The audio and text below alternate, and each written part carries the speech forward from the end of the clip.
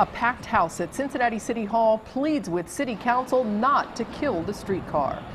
Good evening, everyone. Members of Cincinnati's new City Council take the first steps this afternoon to suspend construction of the streetcar. Federal money is also on hold. Local 12's Jeff Hirsh is live at what has been a contentious first meeting of the new council. Jeff.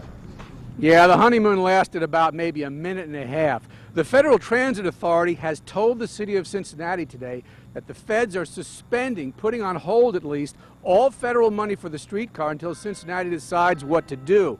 Well, it appears the feds today are getting their answer. The streetcar, of course, was a major issue in the most recent election, and council's majority, the new majority, is opposed to the streetcar, and they wasted little time in showing it.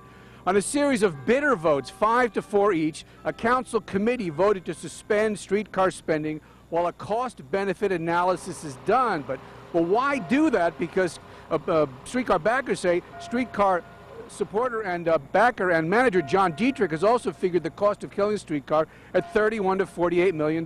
So why bother with another study that's just going to kill more time? Here, let's listen to Dietrich and two of the many streetcar supporters who showed up today. And we spent a lot of time over the Thanksgiving weekend going back through all those numbers, breaking them out, checking them, and we feel pretty comfortable that it's going to fall somewhere in that range.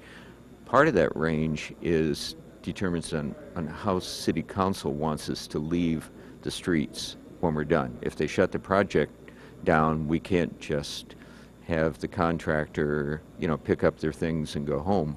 If it's going to cost almost the amount of money to make it as to stop it, why would you do it? I want to actually have a sustainable city for the future. I want to see this city sing, but you guys are really muting this city if you put this on hold. Just take 36, 48 hours, whatever it takes to get a company in here to do an independent number, and then just make a fact-based decision. And don't complicate it with 11 different ordinances where there's dollars tied to that just makes government more complex than it needs to be. I ask that you run this like you would a company. I just heard that gentleman who supports the streetcar refer to 11 different ordinances. Well, what the council committee did was pass these ordinances or recommended the full council, and each of the ordinances would either pay for the study or pay for this pause in paying the contractors to stop working for a while. But the reality is those numbers are fantasy. They're plucked out of the air, and they really have nothing whatsoever to do with how much it may or may not cost to do this study and to pay the contractors to stop working, because what those numbers are really about are power politics. The reason those numbers are attached to those dollar figures, to those ordinances, are rather simple. You need 5 votes to prevent a referendum to save the streetcar, and they have 5 votes. If money is attached to an ordinance, you only need 5 votes, and therefore you cannot have a referendum.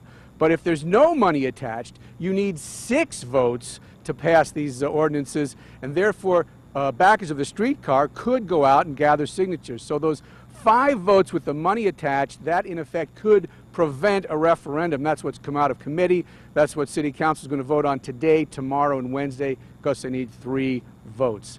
Live at City Hall, Jeff Hirsh, Local 12 News. Should be an eventful tenure for this new council. Jeff, thank you. Yeah, absolutely. Streetcar backers will talk tonight about any options that they may have for a referendum or other ways to keep that project alive.